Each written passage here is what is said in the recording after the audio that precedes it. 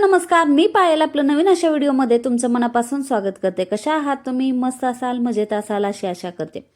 वर्षाची सुरुवात तर खूप आपण उल्हासाने करतो, तसं शेवट ही छान असं हो असं माझी इच्छा होती। त्यामुळे 31 डिसेंबरला मी अशी दरवाजात रांगोळी काढली होती आणि लवकर उठून हे सगळं केलं की आपली सगळी कामं वेळेत होतात। आता लवकर उठण्याचे खूप सारे फायदे आहेत। आपल्याला शरीराला तर खूप सारे फायदे होतात, पण मनालाही तेवढेच फायदे होतात। आपण जेवढं विचार केला त्याच्यापेक्षा जास्त आपल्याला लवकर उठण्याचे फायदे आहेत, पण आपण कंटाळा करतो आणि उठायला उशीर करतो। मग आपली कामं होत नाहीत लवकर, आपली चिडचिड होते। आता मनाला म्हटलं तर आपण लवकर उठलं तर थोडाफार व्यायाम करतो आणि सकाळच्या वातावरणामध्ये मन इतकं तजेलदार होतं आणि एकदम फ्रेश वाटतं आणि दिवसही आपला चांगला जातो। त्यामुळं आपली दिवसभर चिडचिड होत नाही, काय नाही, एकदम मन प्रसन्न राहतं। न उठण्याचं कारण म्हणजे आपण जर उशिरा उठलो तर आपली कामं पेंडिंग राहतात आणि मग पेंडिंग राहिली की मग आपली चिडचिड होते। त्यामुळं लवकर उठावं आणि जेवढं ब्रह्ममुहूर्तावर उठता येईल तेवढं। आता खूप थंडी आहे तर थंडीच्या दिवसात जरा थोडंसं उशिराच उठलेलं बरं, कारण थंडीमुळं जास्तच आजारी पडू नये म्हणून मी थोडंसं म्हणजे 6 वाजता उठते। अगोदर मी 5:30 वाजता उठायचे। जसं आपले सण आहेत त्याच्यानुसार माझं उठणं ठरलेलं असतं। आता रेग्युलर म्हटलं तर मी शक्यतो अगोदर 5:30ला उठायचे, पण आता थंडी खूप आहे त्यामुळं मग मी 6 वाजता तरी उठते। पण उठलं तरी आहे ना, 6 वाजता उठलं तर आपण व्यायाम करू शकतो, आपल्याला थोडासा वेळ देऊ शकतो। म्हणून खूप सारे लवकर उठण्याचे फायदे आहेत। आणि लवकर कसं उठावं तर आपल्याला असं वाटतं की 5 मिनटं झोपू, 5 मिनटं झोपू, त्याच्यामध्ये आहे ना आपला अर्धा तास जातो, सकाळी 7 वाजल्या तरी कळत नाही।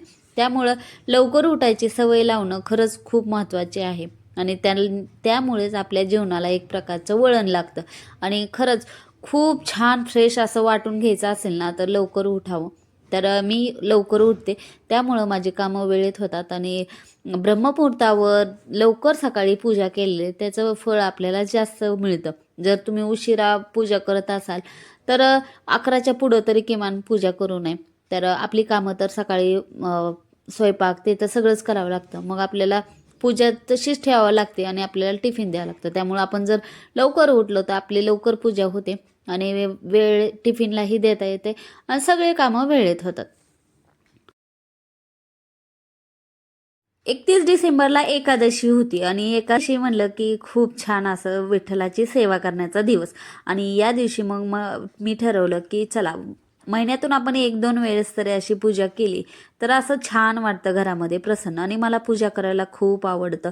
तुम्हाला प्रत्येक व्हिडिओ म्हणण्यापेक्षा पूजेच्या ते व्हिडिओमध्ये कळत असेल की मला खरंच खूप आवडतं।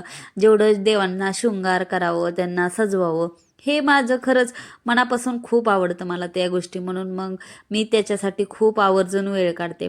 आता मला सगळेजण विचारतात की एवढं सगळं कसं मॅनेज करते, पण आवड असेल तेव्हा सवड ही होते आणि सगळ्या गोष्टी मॅनेज होतात। तर देवांची ही छानशी पूजा केली होती आणि आता झाडांना काही फुलं येत नाहीत म्हणून बाहेरूनच फुलं आणली होती।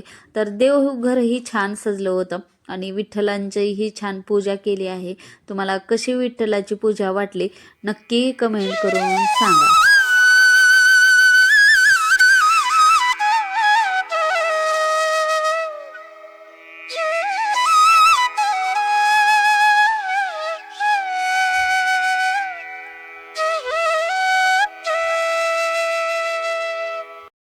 तर आज आहे भागवत एकादशी आणि भागवत एकादशीच्या तुम्हाला खूप साऱ्या शुभेच्छा।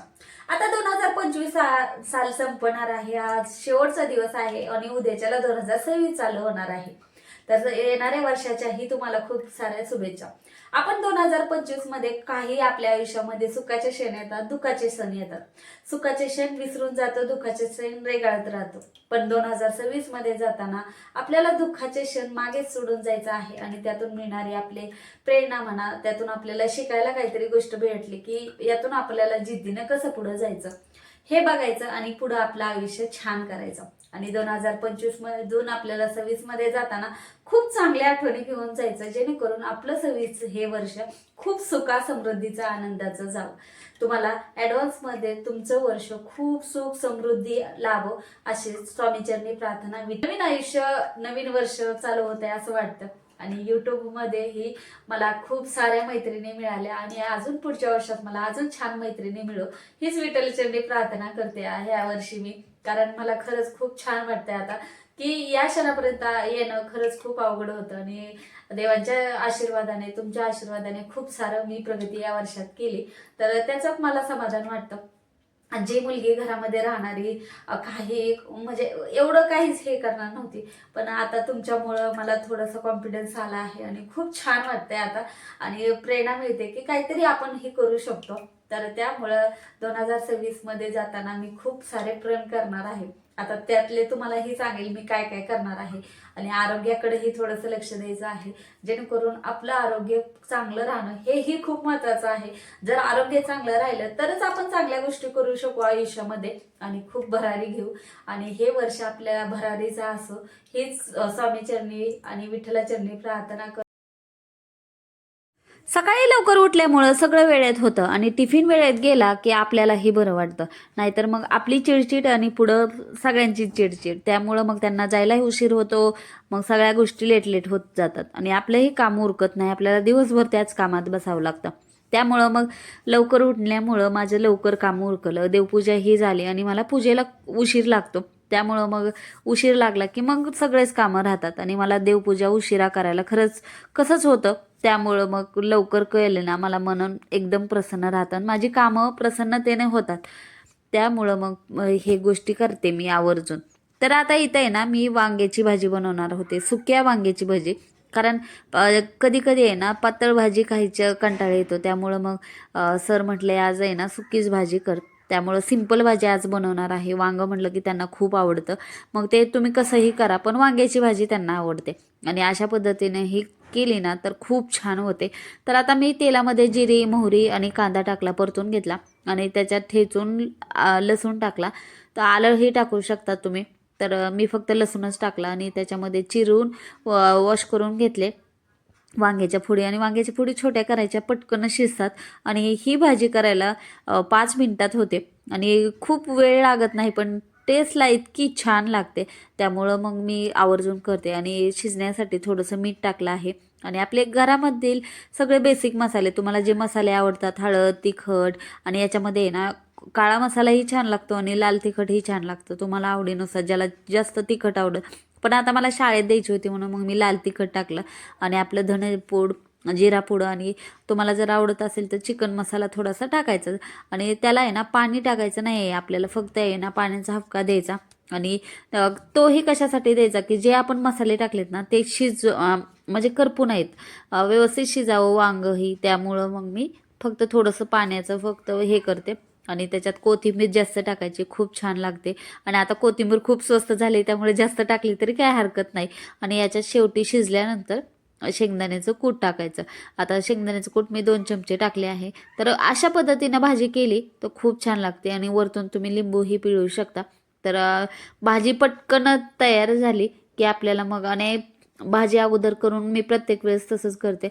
त्यामुळं गरम गरम आपल्याला भाजी पोळी खाता येते. आणि इकडे आहे ना मला आज पीठपोळी करायची होती. बेसन पोळी कोण म्हणतं, कोण पीठपोळी म्हणतं. तर बेसन घेतलं आहे, त्याच्यात मी मीठ हळद आणि लाल तिखट टाकलं आहे आणि जी आपल्याला ना ह्याच्यामध्ये अजून हिंग टाकू शकतो आपल्या आवडीनुसार, आपल्याला जे आवडतं ते टाकायचं.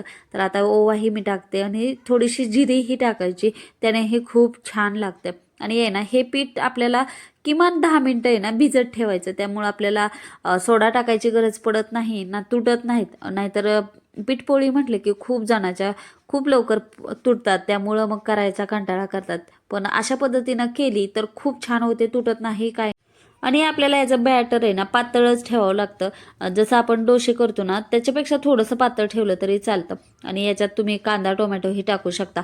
आता मी काय करणार आहे, एक प्लेन करणार आहे आणि एक कांदा टोमॅटो टाकणार आहे. आणि पीठपोळी आहे ना सरांना खूप आवडते आणि टिफिनमध्ये खूप आवडते त्यांना. तर मग मी आठवड्यातून एकदा तरी बनवतेच पीठपोळी, एकदा दोनदा. कधी आहे ना ते फक्त जेवायला असेल तर त्यांना पीठपोळी करून दिली तरी त्यांचं पोट भरतं. तर तशा पद्धतीने करते.